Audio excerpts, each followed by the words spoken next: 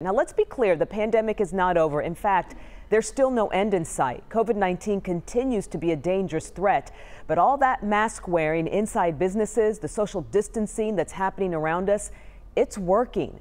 Here's what the governor announced today. Starting on Monday, these places can open at 75% capacity, up from 50%. Restaurants, retail stores, gyms, museums, libraries, and offices.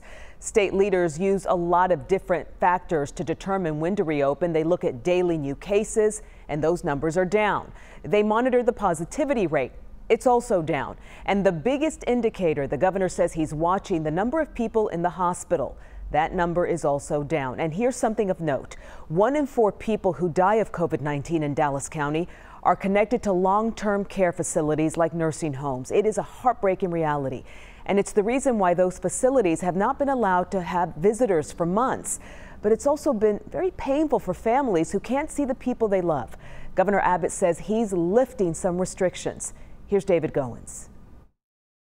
When Kim Ingram thinks back to seeing her mom in early March, I never dreamed that that was the last time for months on end. Her mom, Joy, lives at this nursing facility in Arlington. She is 75 and has Alzheimer's. You know, my horror through this whole thing was, by the time I get to see her again, will she even recognize me? Will she know who I am still? She found the answer is yes during her first outdoor-only, socially distant, by-appointment visit with her mom last week. She hopes to be even closer next week after Governor Greg Abbott said Thursday nursing homes, assisted living, and long-term care facilities could reopen for families. All of those facilities are now allowed to offer essential caregiver visits. The announcement came as Abbott decided bars still cannot open in Texas, while allowing all retail, restaurants, and offices to expand from 50 to 75% capacity starting Monday.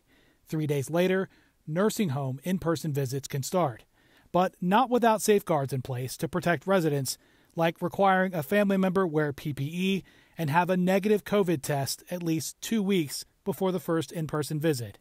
It is such a relief. Precautions Ingram says she is grateful for, if after 6 months it means she can just hold her mom's hand again. I promised her from day one, the moment I'm allowed to be there, I will be there. In Dallas, I'm David Goins. That human touch is so important. And you heard David, there are still restrictions at long-term care facilities to keep residents safe. Residents can pick up to 2 family members who will be provided training to allow them to safely enter that facility. They can only enter 1 at a time and must wear proper protective equipment. And they must test negative for COVID-19 within 14 days of their first visit.